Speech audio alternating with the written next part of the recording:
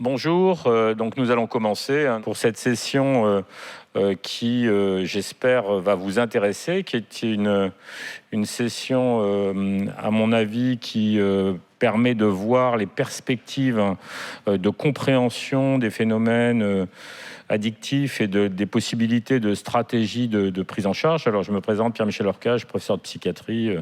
J'étais impliqué pas mal dans la prise en charge de l'addiction pendant un certain nombre d'années. Je travaille à Clermont-Ferrand.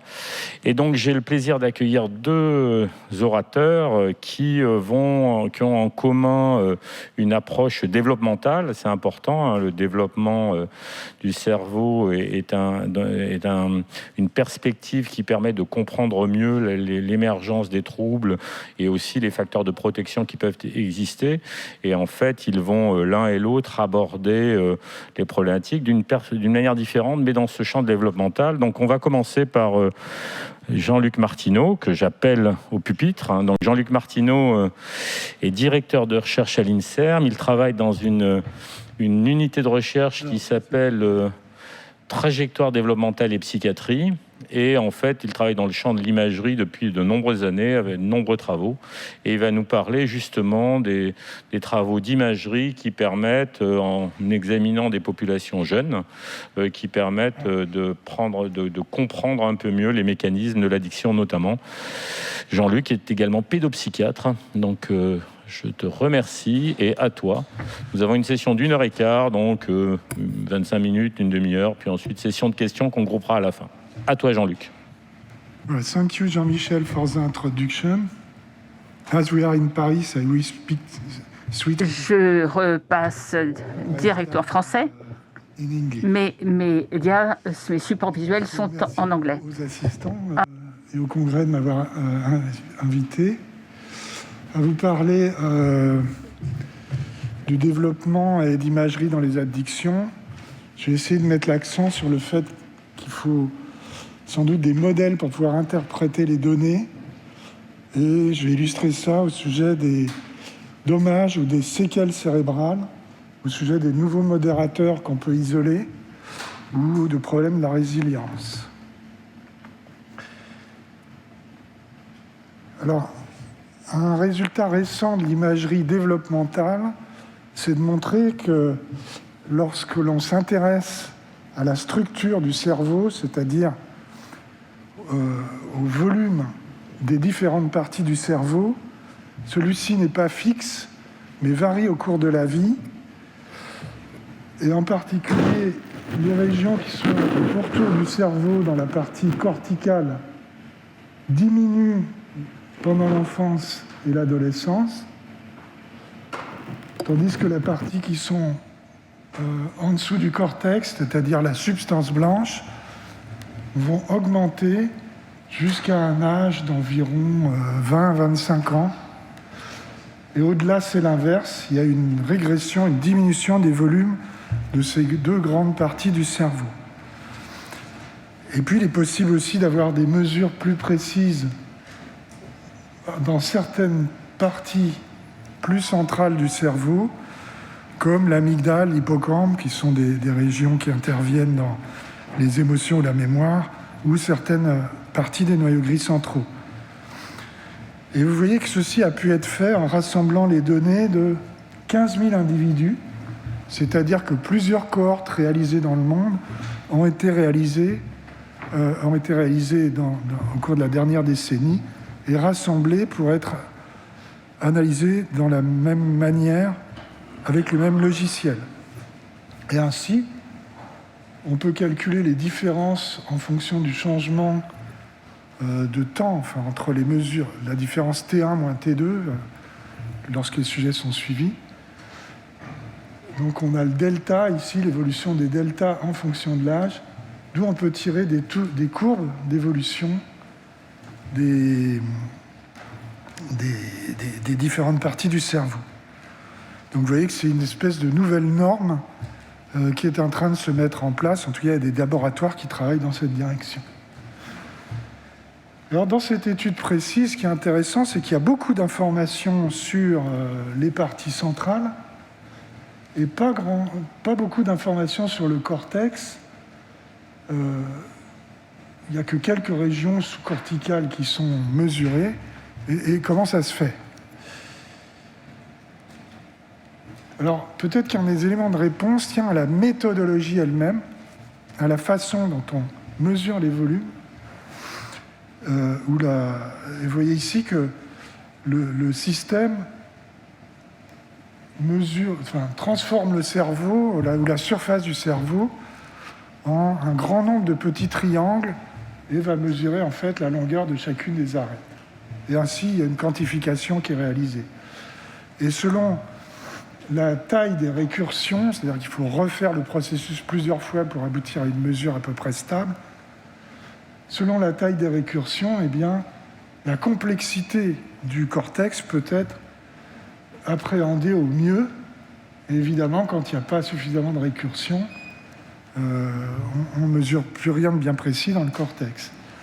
Évidemment, le problème là, c'est que plus le nombre de récursions est important, plus la puissance de calcul nécessaire est importante. Et donc, quand on mesure 15 000 sujets, vous voyez bien que les techniques actuelles ou les techniques qu'on utilisées ne permettaient pas de le faire. Ça, c'est la réponse au pourquoi cette étude-là peut mesurer des structures relativement simples, entre guillemets, en ce qui concerne leur forme, c'est-à-dire la région sous-corticale, et qu'elle a encore des difficultés à appréhender les détails de la complexité de la gérification corticale. Donc, je vais parler de plusieurs questions. La première, c'est la question des dommages cérébraux induits par les addictions. Alors, dans une série d'études qui avait été initiée il y a très longtemps par André Féline, puis par Michel Reynaud, et repris ensuite par nos amis de Paul Brousse, Laurent Carilla, Amine Benyamina, Catherine Martelly, on a pu montrer que chez des alcooliques de type A, c'est-à-dire des sujets qui n'avaient pas de complications organiques, qui avaient une insertion sociale préservée, il y avait une diminution de la matière grise qui était déjà importante, puisque la diminution maximum qui avait été mesurée était de l'ordre de moins 25% du signal. Et on s'était demandé s'il y avait une relation avec la quantité d'alcool, l'histoire de l'intoxication, etc. En fait, il n'y avait pas de rapport, sauf avec l'âge du premier binge drinking, si on peut dire, aux premières bitures. Et on voyait que l'âge commençait, évidemment, on voyait que ça commençait à l'adolescence.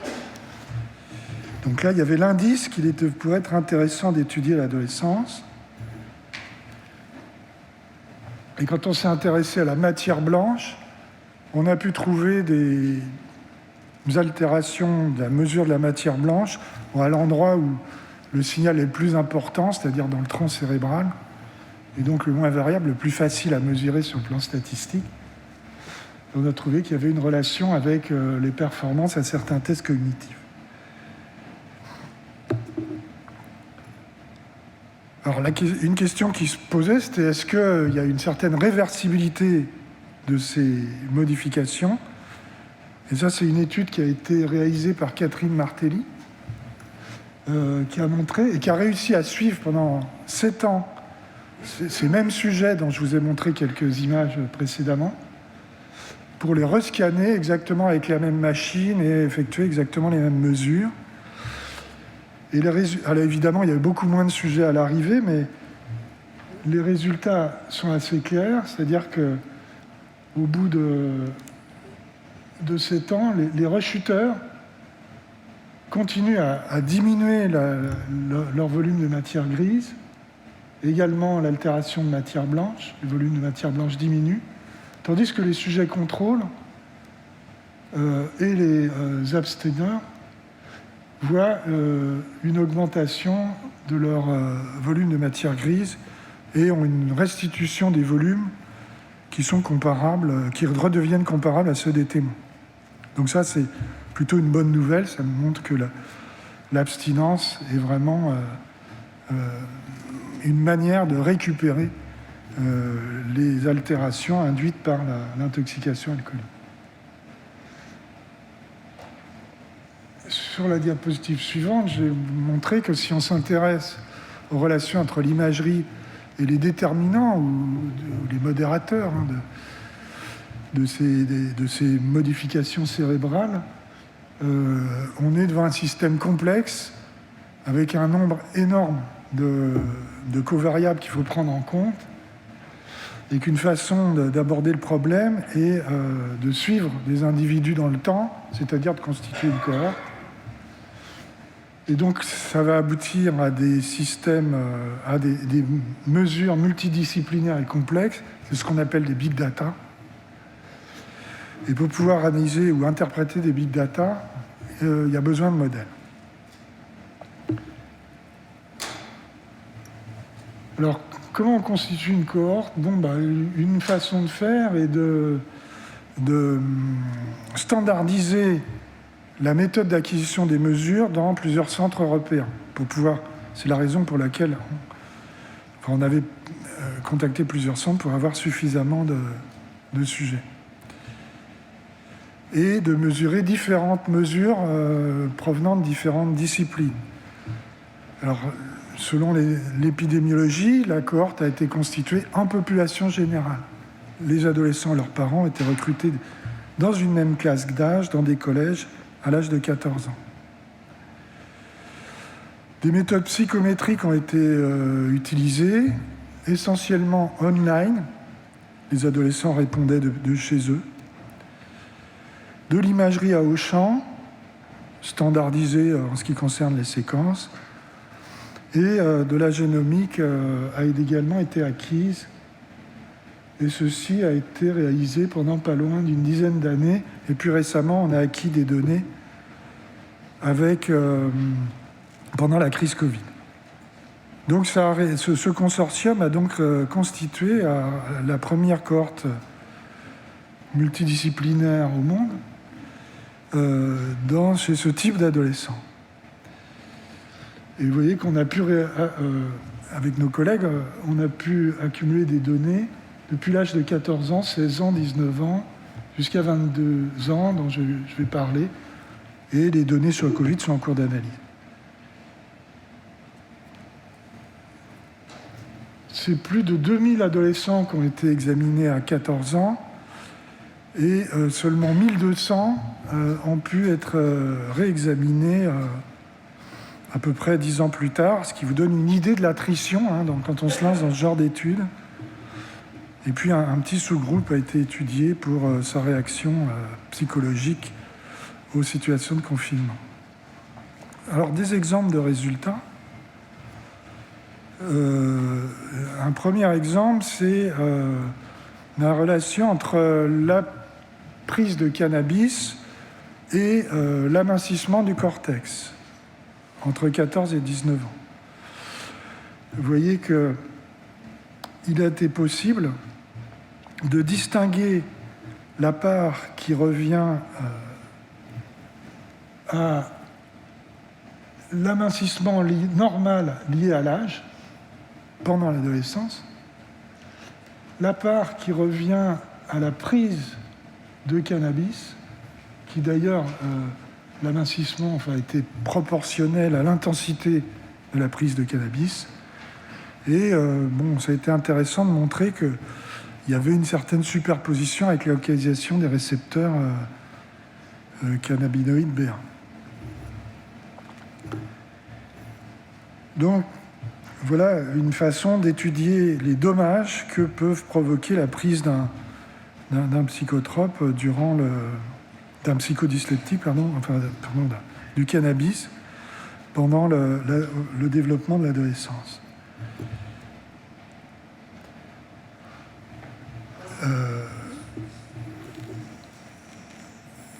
Deuxième aspect, les brain scars, ou plutôt on pourrait dire les séquelles. Est-ce qu'il y a des séquelles qui sont induites par les addictions ?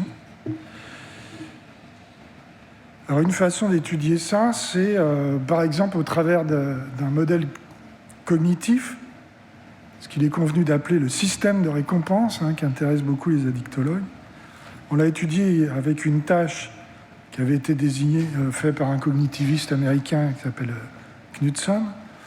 Et son test sollicite des régions cérébrales pendant l'IRM fonctionnel. Vous voyez que le principe est le suivant. On présente au sujet dans l'IRM un indice. Après une croix de fixation, il a un indice qui va lui indiquer s'il y a un triangle qui ne va rien gagner dans la suite de l'expérience, qui va gagner un peu pendant la suite de l'expérience ou qui va avoir beaucoup de récompenses dans la suite de l'expérience. Et après, il doit cliquer sur un bouton pour dire de quel côté, à droite ou à gauche, le carré va apparaître. Et puis, il y a un feedback, il voit combien il gagne.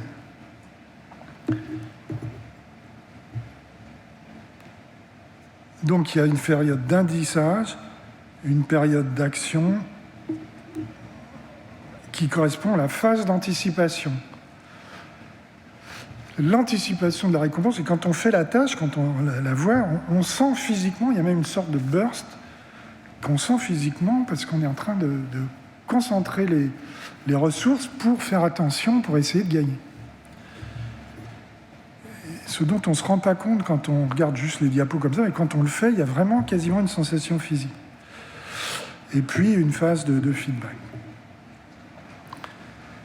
Donc cette tâche a pu étudier, pour rechercher les différences entre les régions activées entre 14 et 19 ans. Les résultats sont assez intéressants parce qu'ils montrent que, d'abord, il y a certaines régions qui augmentent leur activation entre 14 et 19 ans, qui sont essentiellement réparties dans le cortex, à la surface du cerveau, et d'autres régions, entre 14 et 19 ans, diminuent leur activation. Et vous voyez que il y a une bonne partie des régions qui sont au centre du cerveau, qui sont les régions classiques, entre guillemets, du système de récompense, mais qu'en fait, il y a beaucoup de régions corticales qui également diminuent leur activité. Donc quand on dit système de récompense, quand on lit dans les publications le striatum ventral a fait ceci ou cela dans et la drogue agit sur le striatum ventral, donc, etc., etc. Le système de récompense, c'est une convention. Vous voyez que ça engage beaucoup plus de régions que est dit dans beaucoup d'études. Donc évidemment, les questions qui se posent, c'est comment ce pattern développemental peut être altéré, par exemple, par l'alcool. Et là, en l'occurrence, les co-auteurs montrent qu'il y aurait une interaction entre la prise d'alcool et ces modifications développementales du fonctionnement du cerveau, pas de sa structure, du fonctionnement. Alors, on peut rajouter et complexifier un peu le modèle en essayant d'ajouter de la biochimie. Donc, c'est une sorte de modèle biocognitif pour étudier si la disponibilité du transporteur à la dopamine a une relation avec l'activation qu'on peut mesurer par IM fonctionnel. Donc, c'est une étude qu'on a faite avec nos amis de Paul Brousse. Et il s'agissait donc de mêler cette tâche à les acquisitions pendant cette tâche à celles faites en IRM fonctionnel. Et vous voyez qu'on a cherché, on a mis ensemble les deux modes de mesure du système de récompense. Donc on parle d'imagerie multimodale pour montrer qu'il y avait des régions dans lesquelles le signal était corrélé. Et en particulier dans certaines régions qui sont des régions classiques, entre guillemets, du système de récompense ou dans le tronc cérébral. Et vous avez vu que ce système est bien plus large que ces simples régions. Et on a regardé ce que devenaient ces corrélations dans différents groupes pathologiques, des cocaïnomanes, des schizophrènes, des déprimés, des sujets sains. Et on a constaté que finalement, la corrélation était à peu près la même, qu'il n'y avait pas grande différence en fonction du groupe diagnostique. C'est-à-dire que là, il y a un mécanisme commun qui est que le transport de la dopamine a un rapport avec l'activité induite par cette tâche, quel que soit le diagnostic. Donc on met en évidence un mécanisme physiologique qui est conservé à travers les groupes pathologiques. Donc là, en l'occurrence, la prise de drogue n'induit pas de séquelles. Il s'agissait de cocaïnomanes sur cette partie du système dopaminergique, le transport. Et ça ne veut pas dire qu'à d'autres niveaux du système dopaminergique, il n'y a pas des altérations. Sur la diapositive suivante, d'autres collègues du consortium ont étudié la question des séquelles chez des adolescents dont la mère avait fumé pendant la grossesse, pendant leur grossesse. Donc 14 ans plus tard, on a recherché s'il y avait des relations entre les sous-groupes d'adolescents qui ont été formés en fonction du degré d'intoxication de la mère pendant la grossesse ont été comparés. Et l'étude a montré que ceux qui étaient hautement exposés avaient des capacités d'activation de ces parties centrales du système dopaminergique, effectivement dopamine ou du reward system. Donc il y avait une anticipation et une réponse à l'anticipation qui était plus basse chez ces sujets qui avaient été hautement exposés pendant leur adolescence. Donc on pourrait parler de séquelles fonctionnelles, on pourrait presque parler de maltraitance biochimique pendant la grossesse, parce que cette intoxication se produit pendant une période de croissance du cerveau, la grossesse étant la plus grande période de croissance, donc une période de plasticité cérébrale, et évidemment une période au cours de laquelle le cerveau est éminemment vulnérable. On a réussi à rechercher des séquelles chez les sujets qui avaient 14 ans, plutôt des dommages, pour regarder chez ceux qu'on appelle heavy drinkers, qui consomment beaucoup, c'est-à-dire qui ont un audit supérieur à 7, s'il y avait des anomalies des mesures de fibres blanches dans le tronc cérébral, puisque le tronc cérébral est la partie où se trouvent les noyaux originels, si on veut, des fibres qui vont aller se projeter vers le système de récompense. Et les mesures ont montré qu'il y avait une diminution du nombre de fibres qui pouvaient être reconstruites dans le tronc cérébral qui se projettent vers les noyaux du système de récompense. Donc la deuxième période de vulnérabilité qui est l'adolescence est sans doute aussi également éminemment vulnérable à la prise d'alcool. Et là, on est au niveau de la structure cérébrale, pas juste, entre guillemets, du fonctionnement. Alors, d'autres types de questions se posent. Alors, est-ce qu'il est possible de trouver de nouveaux modérateurs de la transition vers l'addiction, ou des prédicteurs, entre guillemets? Alors, pour faire cela, on a retour à des techniques qui sont dérivées de la statistique, mais qui sont des techniques d'apprentissage.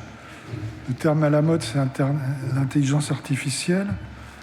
Et ici, voilà, mais en fait, ce sont des algorithmes, c'est-à-dire des formules de calcul, si on veut. Voilà un exemple d'algorithme qu'on appelle ElasticNet, qui a un intérêt parce que quand on essaie de prédire le problème en utilisant ces méthodes, le problème principal, c'est d'avoir une qualité de prédiction suffisante, c'est-à-dire un niveau de prédiction qui est suffisant. Et donc là, ce système-là, il a un intérêt parce que l'apprentissage peut être modulé par le contrôle des biais. Certains biais peuvent être contrôlés de façon à réduire la variance et augmenter la qualité de l'apprentissage. Et puis, il a aussi tendance à... Enfin, pas tendance...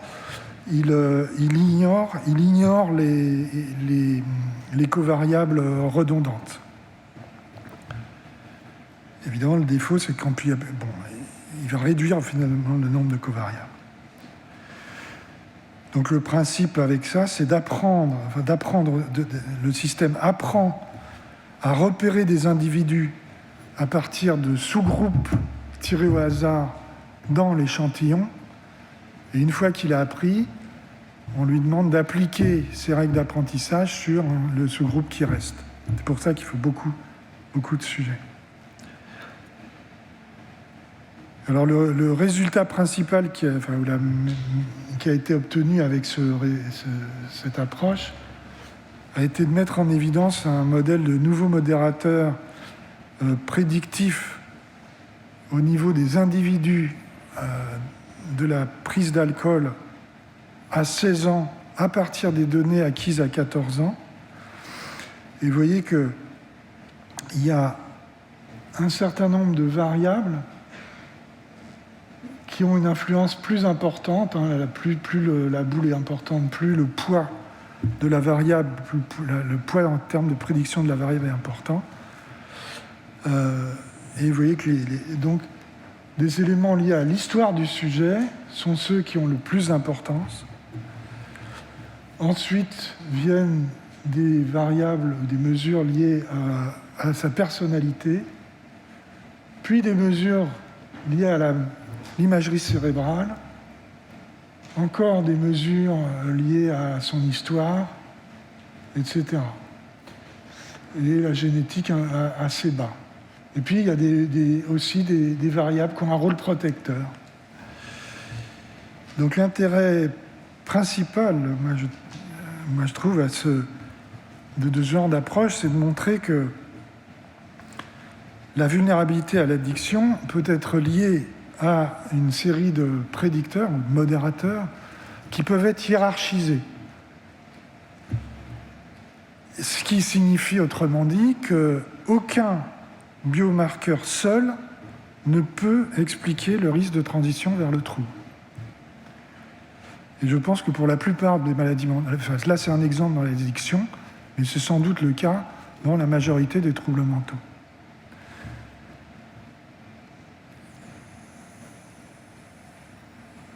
Enfin, je vais parler de la résilience et des potentialités de cette approche par algorithme.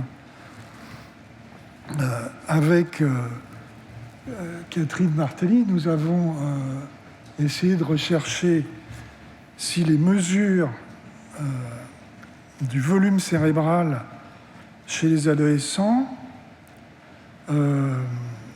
étaient différentes chez ceux qui étaient capables d'arrêter spontanément une polyaddiction, la prise simultanée de plusieurs substances. Donc ici, on a fait des analyses de comparaison de groupe entre ceux qui arrêtaient spontanément la prise de drogue qu'ils avaient à 14 ans lorsqu'on les avait réexaminés à 19 ans. Sur leur trajectoire, à un moment, ils avaient diminué et à 19 ans, ils ne consommaient plus, par rapport à ceux qui continuaient à s'intoxiquer. Donc on a comparé d'abord ceux qui avaient 19 ans pour constater qu'il y avait un ensemble de régions très précises qui délimitent le cortex singulaire qui étaient différents entre ces deux groupes. Et quand on a repris les mêmes sujets pour comparer les images à 14 ans, on a vu qu'à 14 ans, il y avait déjà une diminution de volume, une augmentation de volume des régions singulaires chez ceux qui plus tard arrêteraient spontanément. Donc ça, sont des résultats de comparaison de groupe. Et est-ce qu'on peut arriver à classifier individuellement les sujets ? Alors là, pour faire ça, on a utilisé un autre algorithme qui s'appelle l'algorithme des forêts aléatoires, dont le principe, c'est de créer un grand nombre d'arbres de décision à partir des mesures qu'on rentre dans le système. Et on postule qu'il va y avoir différents types de relations possibles entre les différentes mesures.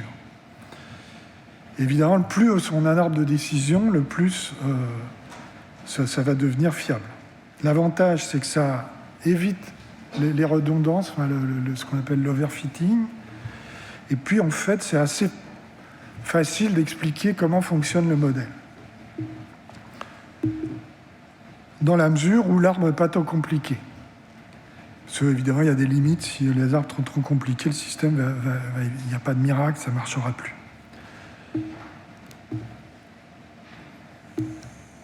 Donc, sur la diapositive suivante, alors, ça ne marche plus, il faudrait que vous me la fassiez passer à la main. Voilà. Merci. On voit qu'il est possible de classifier individuellement les adolescents qui donc ont arrêté leur consommation de drogue et qui, à partir de toutes les variables qui ont été mesurées, il y en a enfin une douzaine qui vont permettre de repérer ceux qui sont dans ce cas-là. Vous voyez qu'il y a des variables psychométriques, et en particulier l'ouverture aux expériences.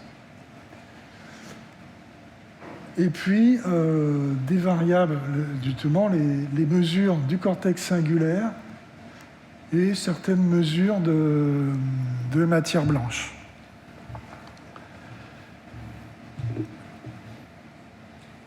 Mais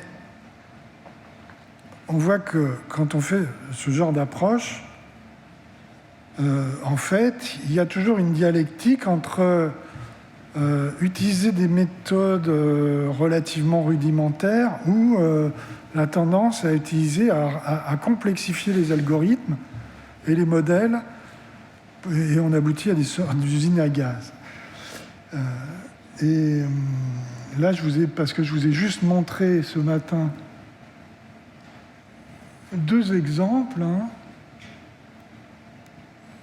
Ici, les arbres de décision et la régression de risque de l'assaut.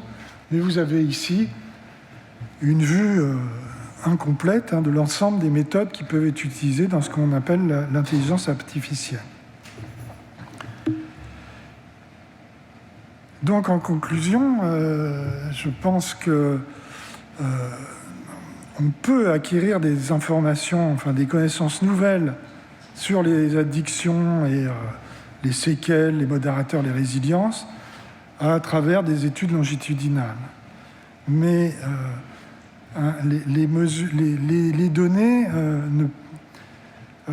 ne parlent pas par elles-mêmes. Il y a besoin de modèles pour pouvoir vraiment les interpréter. En ce qui concerne les algorithmes dont on parle beaucoup en ce moment, ils ont un intérêt majeur, c'est qu'ils peuvent servir de précaution contre les biais de confirmation, c'est-à-dire la tendance qu'a tout chercheur à vouloir confirmer son hypothèse, et les croyances a priori au sujet des données, et notamment de la qualité des données.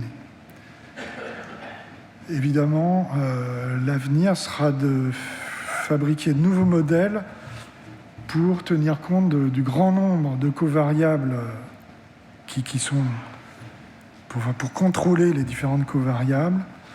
Et c'est important de considérer qu'il n'y a pas de gold standard actuellement.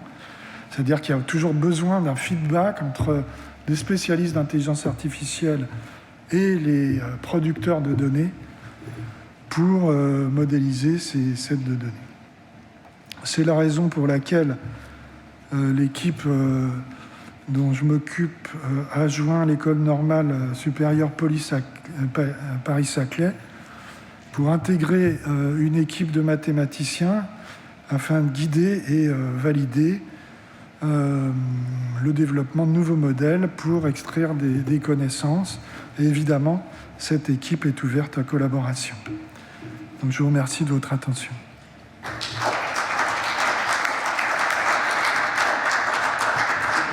Merci Jean-Luc. On va enchaîner directement donc, avec la communication de Reinout Wiers et on fera les questions donc, à la fin. Donc, Reinout Wiers est professeur de psychopathologie développementale à l'Université d'Amsterdam.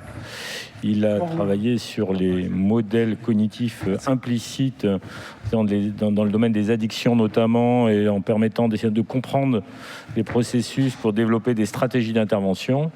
Il est un des piliers de l'édition du journal Addiction et donc je le remercie de sa présence et je lui cède la parole.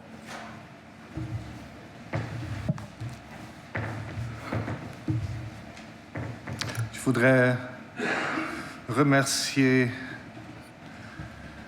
Amine et Pedro pour m'inviter. And that's all the French for today. Et c'est à peu près tout le français que vous entendrez de moi aujourd'hui, car je pense qu'il vaut mieux pour nous tous que je poursuive en anglais. Effectivement, je vais également parler de développement, mais je vais surtout vous parler de l'autre côté. Comme on l'a vu ou entendu dans la présentation précédente, la prise de drogue et d'alcool n'est pas bonne pour la santé de votre cerveau. Et je pense que vous le savez tous, mais il y a de nouvelles recherches fantastiques qui nous sont rendues possibles par l'imagerie et les jeux de données. Néanmoins, beaucoup de gens arrivent à une addiction. Donc, comment peut-on les aider à développer leur cerveau de manière plus saine dans leur récupération? Alors, voilà le sujet de ma présentation. Je vais vous parler d'entraîner ou de réentraîner les biais neurocognitifs et de l'efficacité clinique. D'ailleurs, il y a eu toute une série d'essais cliniques et notamment sur les modèles du haut. Ensuite, je parlerai un peu des mécanismes neurocognitifs. Vous aurez des images et du développement. Alors tout d'abord, la taxonomie. Il y a beaucoup de types d'entraînement ou de formation aux compétences cognitives qui sont utilisés pour aider les gens à récupérer de leurs addictions, essentiellement l'alcoolisme, mais d'autres addictions également. Là, vous avez une claire division avec des règles très simples pour déterminer le type de formation. Est-ce qu'il y a des indications pertinentes pour l'addiction concernant l'addiction? Sinon, il peut y avoir des fonctions cognitives générales que vous voulez peut-être reformer ou réentraîner pour aider les gens à récupérer de leur addiction. Donc, je vais vous parler essentiellement de la modification du biais cognitif et puis un peu de l'autre côté, c'est-à-dire est-ce qu'il se passe des choses. Le problème est la généralisation, c'est-à-dire, par exemple, est-ce que les gens s'améliorent avec des tâches qui permettent d'améliorer la mémoire, mais cela ne permet pas pour autant de les aider à réussir ou de rester abstinents. Donc, il faut avoir ces repères pertinents pour l'addiction qui vont vous aider dans l'entraînement. Alors, vous avez le réentraînement de biais d'attention et d'approche. Alors, tout d'abord, que sont ces biais cognitifs dans l'addiction? Alors, on peut parler de l'attention, c'est-à-dire où votre attention est-elle concentrée. Vous pouvez penser au biais de mémoire. Quelle est votre première association quand vous voyez une image comme celle-ci? Et vous avez la tendance à l'action, c'est-à-dire quelle va être première tendance? Est-ce que vous allez approcher ou éviter? Donc, je vais parler de la manière dont on peut le mesurer et le changer. Du côté biais d'attention, vous avez ici un test souvent utilisé, le dot probe, c'est-à-dire vous voyez deux images et derrière une des deux images, vous avez one or two dots. 1 ou 2 points. And that's what you indicate. Et c'est ce que vous indiquez en tant que participant. Vous dites 1 ou 2 points. Si vous utilisez cette tâche comme outil de mesure, la moitié du temps, les points sont derrière l'alcool, la moitié derrière le non-alcool, et vous pouvez déterminer le pattern, le schéma, pour voir s'il y a un biais d'attention. Alors, ce qui est intéressant, c'est que vous pouvez changer la tâche sans le signaler, puisque les gens font à chaque fois la même chose, ils réagissent au point. Et vous pouvez donc entraîner les gens à s'éloigner de l'alcool en mettant les points systématiquement derrière l'image sans alcool. Ou vous pouvez aussi les mettre derrière l'alcool pour voir s'ils ont tendance à davantage boire d'alcool après. Alors, il y a eu des études faites ces dernières années dans notre laboratoire et aussi à Liverpool. Et les résultats montrent qu'effectivement, on peut modifier ce biais d'attention, mais comme l'entraînement général, ce n'est pas généralisé. C'est-à-dire que si vous avez un nouveau stimulus à l'alcool, vous allez avoir effectivement une réaction également. Mais il est possible de former ainsi les étudiants.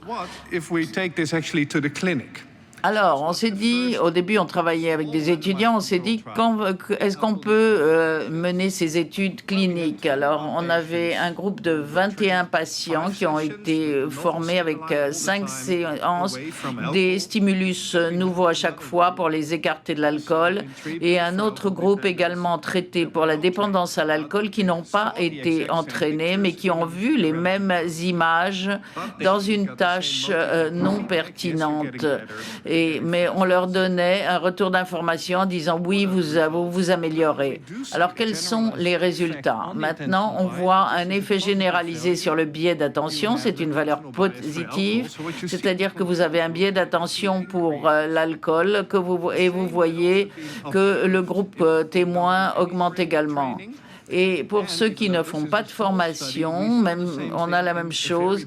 Et en fait, on a observé la même chose dans une plus grosse étude dont je vous parlerai plus tard. C'est-à-dire, en fait, même si vous ne faites rien, comme les gens sont en clinique, leur biais d'attention augmente, ce qui n'est pas bon parce que quand ils sont hors de la clinique, ils voient l'alcool partout.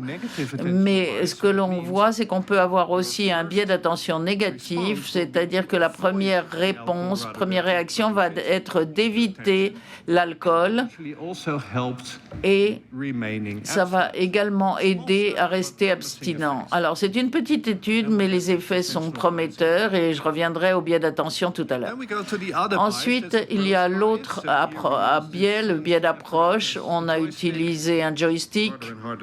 C'est de plus en plus difficile à trouver, les joysticks.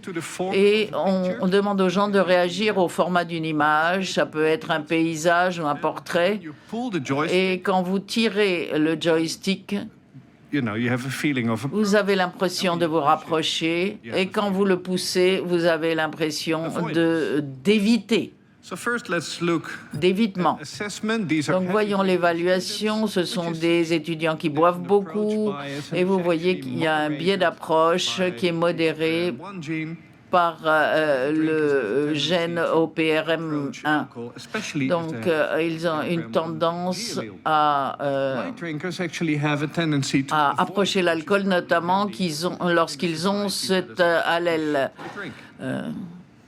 Ça nous a donc semblé prometteur. On s'est dit, on va essayer de changer les choses. Donc, on va aller vers des étudiants, des gens qui n'avaient pas un problème d'alcool, et on les a randomisés entre l'approche de l'alcool ou l'évitement d'alcool après une première phase d'évaluation. Et on a observé des effets généralisés assez forts sur des images non entraînées ou des tâches différentes en utilisant des mots.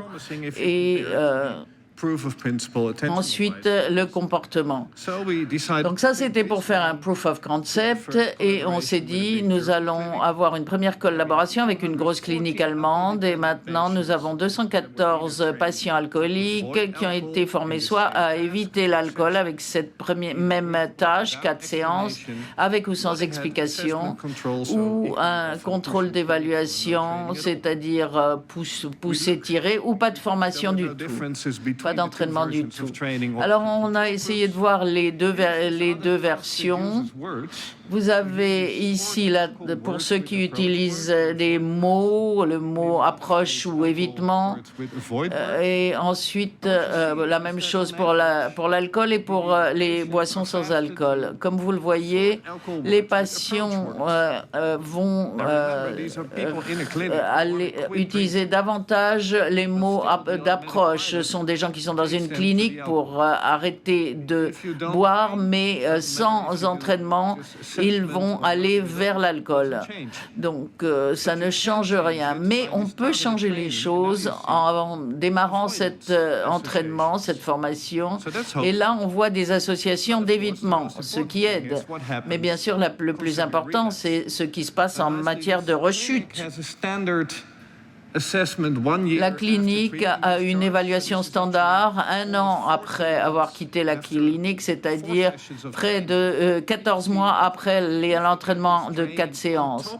Donc, si vous avez cet entraînement en plus de votre traitement habituel, votre chance de rechute diminue, votre risque de rechute diminue, ce qui est une bonne chose.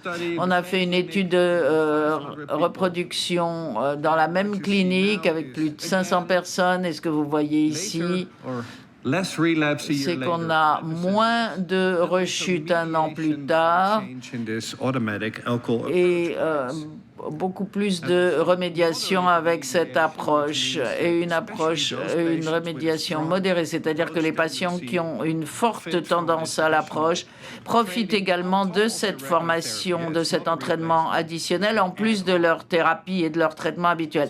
C'est pas quelque chose qui remplace, c'est une thérapie supplémentaire.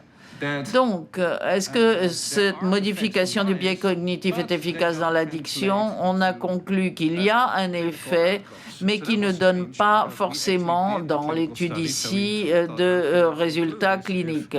Ce qui est étrange, puisque nous, on avait vu des effets positifs et dans toutes les études cliniques. Le problème, c'est que dans cette méta-analyse, ils ont combiné différents types d'études. Donc, il y avait eu plein d'études de preuve de concept où les étudiants sont entraînés vers l'alcool, puisque vous voulez tester le biais. Mais ce sont des étudiants qui viennent pour une bière gratuite ou pour avoir des notes en cours et ils ne viennent pas parce qu'ils veulent changer de comportement. Donc il y a un peu d'effet dans ce cas-là. Et ce qui ne va pas si on veut tester les effets cliniques. Alors si vous regardez en revanche les études randomisées sous contrôle clinique, là, vous avez un effet différent. Et puis, vous avez la section au milieu où vous avez des études en ligne. C'est un petit peu différent. Ce ne sont pas des patients, mais ce sont des gens qui sont motivés à changer leur comportement, mais avec un objectif différent. Ils veulent diminuer la boisson. Ils ne veulent pas cesser totalement. Et là, il n'y a pas de différence entre le sham training et l'entraînement véritable. Alors que si vous voulez vraiment changer de comportement, vous avez un effet différentiel avec environ 10% de rechute. Donc, on a décidé de refaire une étude et on a vu qu'il y avait un petit effet sur le biais et sur la rechute, mais pas d'effet significatif sur l'usage. C'est-à-dire, c'est la différence entre l'entraînement classique et l'entraînement sham, parce que en fait, le fait d'arrêter l'alcool n'était pas l'objectif pour ceux qui faisaient ça en ligne. Alors, on a regardé 3 grosses études cliniques publiées depuis cette méta-analyse. Les 2 premières combinent les 2 types d'entraînement dont je vous ai parlé. Donc, ils avaient soit 6 séances ou 6 séances de biais d'attention avec les points, ou 3 de chaque, ou l'une des 2 formations placebo ou rien. Et quand vous regardez, quel que soit l'entraînement que vous avez de meilleurs résultats que si vous n'avez pas d'entraînement ou si vous avez un placebo. Puis une étude est sortie cette année dans le JAMA, faite en Australie. La différence, c'est qu'ils ont eu 12% de moins de rechutes quand ils ajoutaient un entraînement à l'évitement, et ils ont conclu qu'il fallait ajouter cela au traitement. C'est ce qui se passe maintenant dans les guidelines, à la fois en Allemagne et en Australie. Donc ça pourrait être intéressant pour la France également. Puis dernière étude, c'est qui a regardé les diagnostics duaux. On voit si on a 10% de moins de rechutes si on a la formation au biais en plus du traitement, mais ça ne fait pas de différence s'il y a une comorbidité. On voulait voir s'il y avait une différence quand il y avait une comorbidité. Et il semble qu'il y ait de meilleurs impacts pour les patients qui ont une comorbidité et qui internalisent leurs problèmes. Alors qu'on sait que dans d'autres, qu'ils peuvent poser des problèmes avec d'autres traitements. Donc ça peut être intéressant d'ajouter cet entraînement pour ce type de patients. Si on compare avec les médicaments et qu'on regarde des méta-analyses pour l'acamprosate et la naltrexone, on voit qu'on a NNT de 12, alors qu'il est d'environ 10 pour, si on ajoute la modification de biais cognitifs ou le placebo. Donc, ça aide quand même les 10% de patients à ne pas rechuter. C'est une bonne chose, mais là encore, il y a matière à amélioration.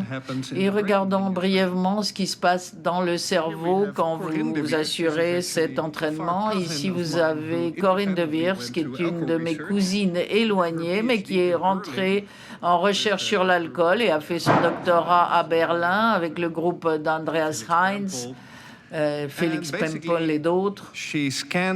Et en fait, elle a fait un scan avant l'entraînement, qu'il s'agisse d'un vrai entraînement ou d'un sham training, d'un placebo.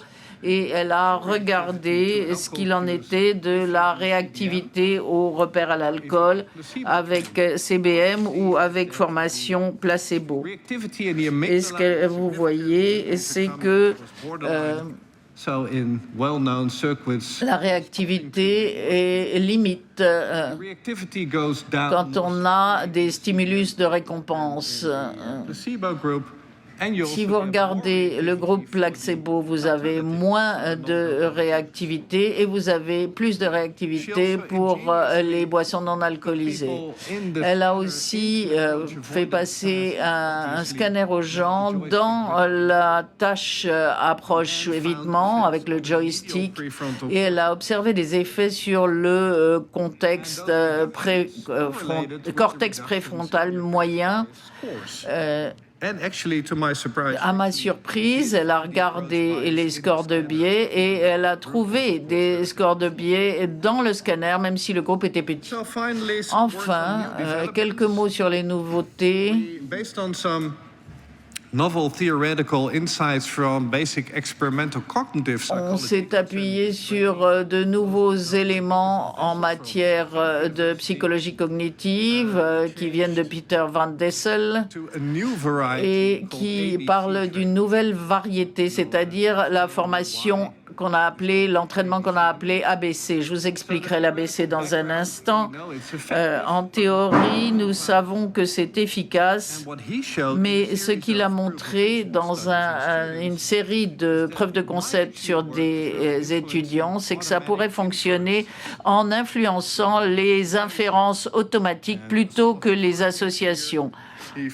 Il a observé que la connaissance des implications des conséquences est nécessaire pour avoir un effet de l'entraînement et qu'on peut avoir aussi un effet de l'entraînement en donnant des instructions, ce qui semblerait montrer que cela n'est pas dû basé sur les changements d'association. Et cela implique bien sûr le cerveau prédictif, c'est-à-dire qu'on prédit constamment ce qui va se passer et on essaye de trouver des moyens d'influencer ce qui va se passer, et le fait de boire peut être un des moyens. Donc ce que vous allez vouloir entraîner, c'est former les gens à trouver d'autres moyens de modifier ce qui va se passer. Alors pourquoi entraînement ABC?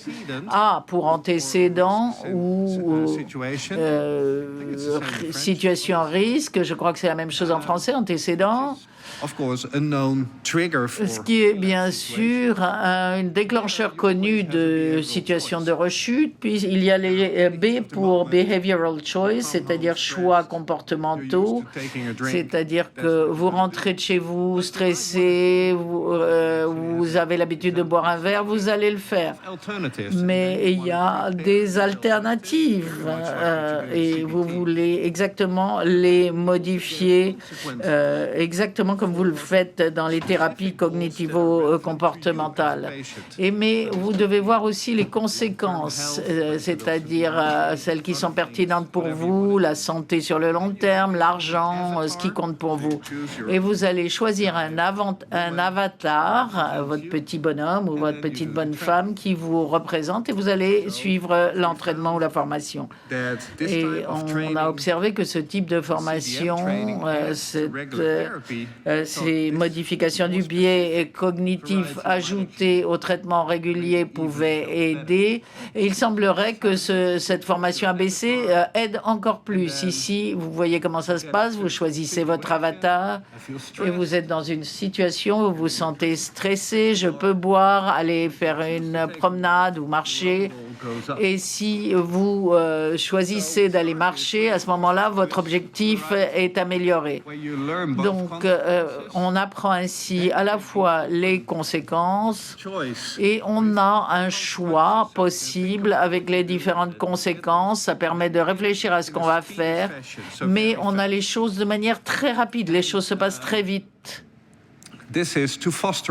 afin d'amener à l'automatisation d'un comportement alternatif. Alors, il n'y a pas encore d'article là-dessus. J'ai publié cette idée. Comme vous l'avez vu, on a des premiers résultats qui semblent prometteurs. Et si on a plus de temps, je pourrais vous les montrer. J'en arrive à ma conclusion. La modification du biais cognitif qui est répliquée plusieurs fois a un effet qui vient s'ajouter à celui du traitement de l'addiction, environ 10% de moins de rechute. Il y a eu 6 études sous contrôle randomisé qui ont montré ces effets. C'est quelque chose qui est recommandé dans les guidelines cliniques en Australie et en Allemagne. L'étude la plus récente a montré que l'impact était encore plus grand pour les gens qui avaient des problèmes d'internalisation qui amenaient des comorbidités, ce qui pourrait être aussi utilisé dans le cadre de ces formations ABC, puisque les antécédents sont liés à l'effet négatif, et il est plus important encore de penser à des alternatives personnalisées et d'assurer une formation aux compétences cognitives basées là-dessus. Ainsi, c'est comme les enfants à l'école, vous faites votre travail à la maison. Alors, ça n'est pas efficace en tant qu'intervention unique et séparée. Donc, il ne suffit pas de vous dire, bon, ben, mes étudiants boivent trop, je vais leur faire cette formation. Ça ne fait pas de différence, on l'a montré. Alors, qu'en est-il des effets neuronaux? Les premières études ont montré des premiers effets sur la réactivité aux stimuli et il y a une nouvelle variété qui s'appuie sur les nouvelles données, c'est-à-dire l'entraînement ABC. Voilà ce que je voulais vous dire en bref sur la formation, l'entraînement cognitif et les dernières évolutions une fois après que la dépendance soit arrivée. Je crois qu'on a un peu de temps pour les questions, si je ne m'abuse. Pour les deux. We will have questions. Thank you very much.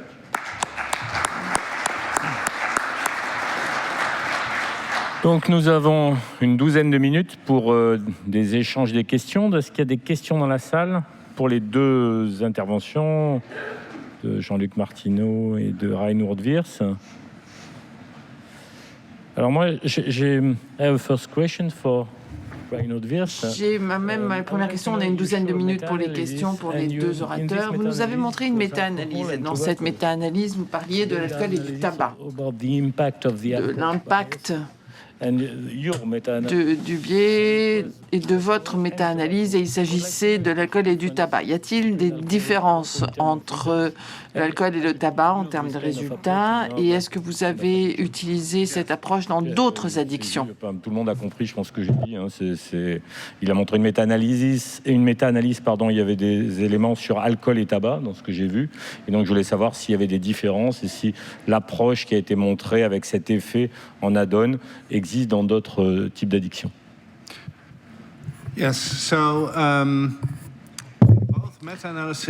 Dans les deux méta-analyses, il n'y avait malheureusement pas suffisamment de puissance pour l'envisager sous cet angle, mais si l'on regardait les effets, et surtout les effets au-delà, les 3 dernières grandes études randomisées contrôlisées avec l'alcool avaient un taux de récidive de 10% inférieur. Avec le tabac, c'est pas tout à fait aussi varié, mais l'une des motivations pour passer du CBM à la BC, et c'était le B en fait, parce qu'avec l'alcool, il y a une alternative naturelle. Chaque réunion, chaque soirée à laquelle vous allez, en Hollande et en France aussi, vous avez le choix entre l'alcool et autre chose. Donc si on considère ces boissons non alcooliques, ça n'a plus beaucoup de sens pour personne. Par contre, qu'en est-il du tabac? C'est une question qui est philosophique. Dans la plupart des méthodes d'entraînement, en fait, on s'est basé sur l'évaluation. Ce qui a été utilisé était basé sur l'évaluation. Donc, vous avez une photo de quelqu'un qui tient une cigarette et le témoin, c'est quelqu'un qui tient un stylo. Alors, c'est une alternative beaucoup moins attirante que le pertinente que le fait de boire de l'eau à la place de l'alcool.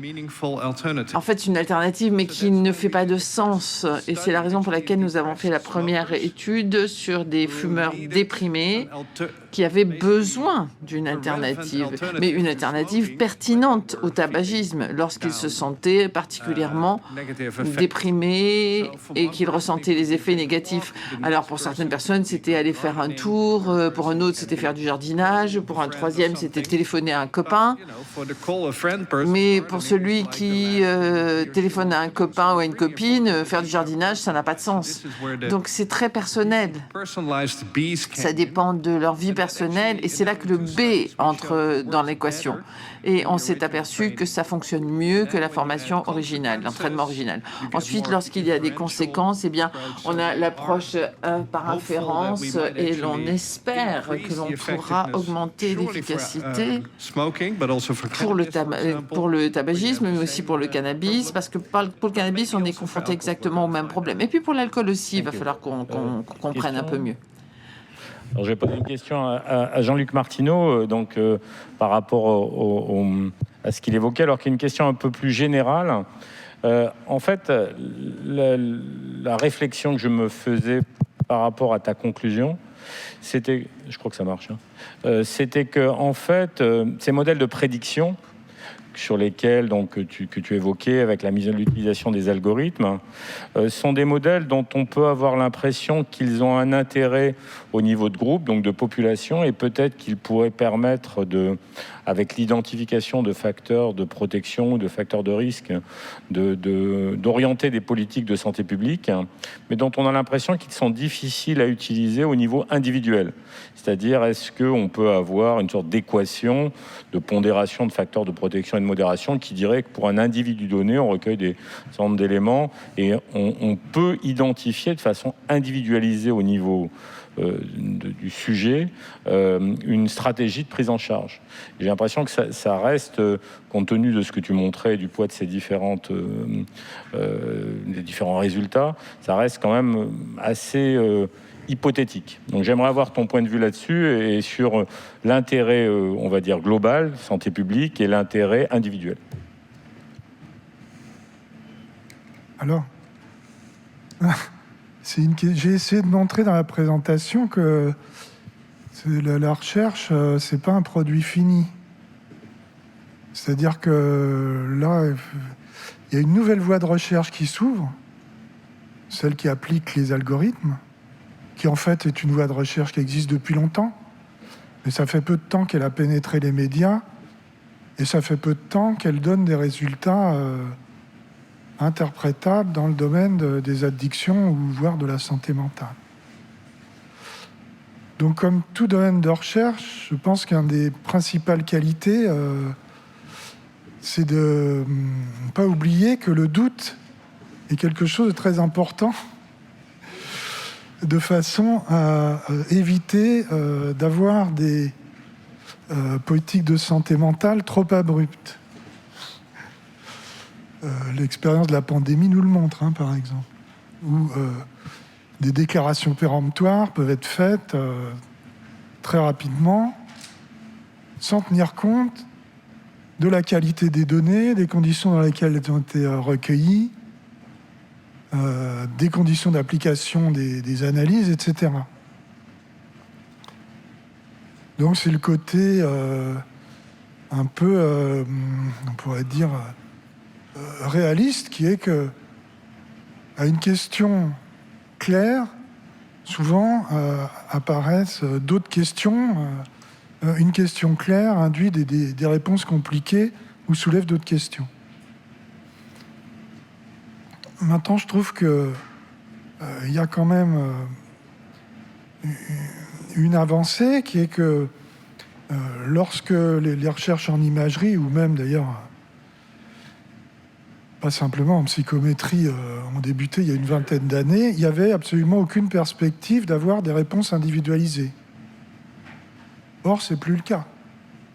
On voit que pour peu que les conditions de recueil soient à peu près contrôlées, on peut mettre en évidence de nouveaux facteurs de risque, ou plutôt la façon dont les facteurs de risque interagissent entre eux pour un individu donné,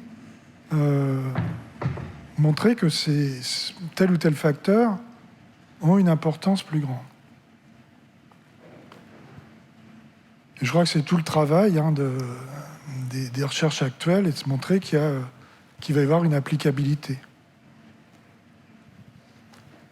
Mais le domaine des addictions est peut-être un de ceux dans lesquels il y a plus de chances d'avoir une réponse positive dans les années qui viennent. Est-ce que je peux... Merci beaucoup.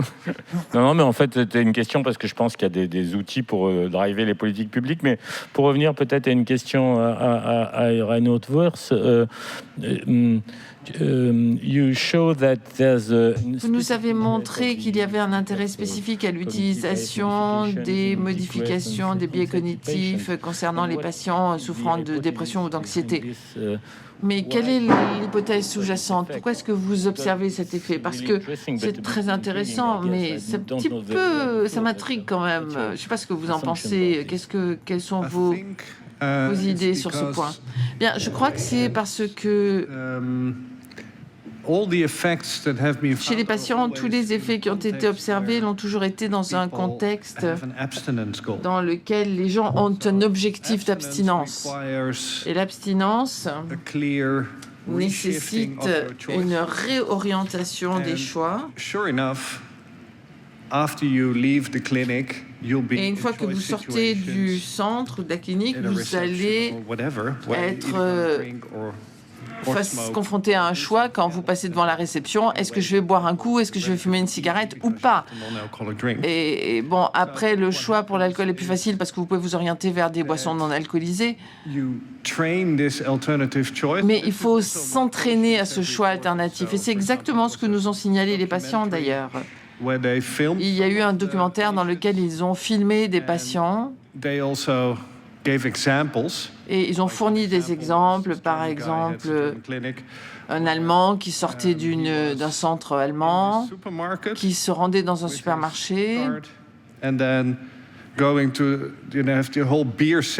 et il passait devant toute la section des bières qui en Allemagne représente un rayon entier et il réalisait d'un seul coup qu'il s'était orienté vers ce rayon des bières sans s'en rendre compte et qu'il avait développé une capacité à s'en éloigner.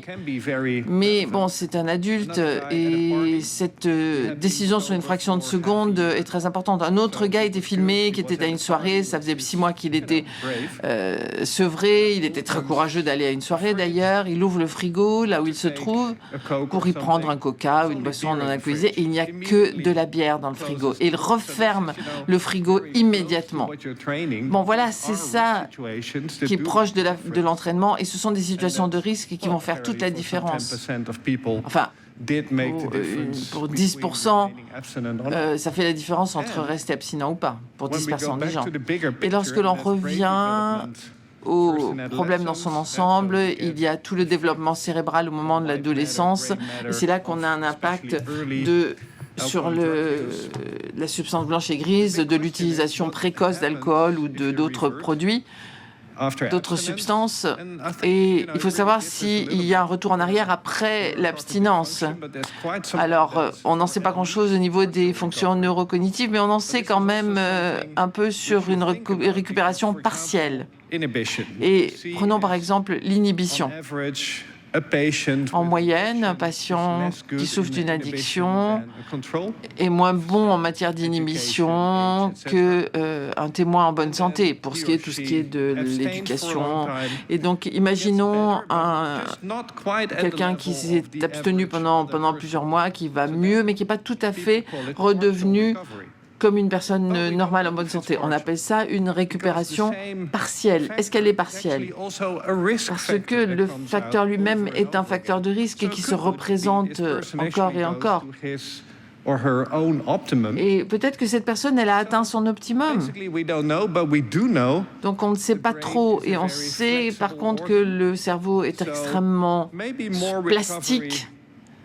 Et donc, peut-être qu'une récupération neuronale meilleure qu'on ne le pensait est possible. Et ce type d'entraînement va en tout cas aider à respecter l'abstinence. Mais il y a d'autres types d'entraînement qui pourraient être utiles pour travailler sur la mémoire, l'inhibition, plus que sur l'abstinence à proprement parler. Maintenant, nous sommes quasiment à l'heure.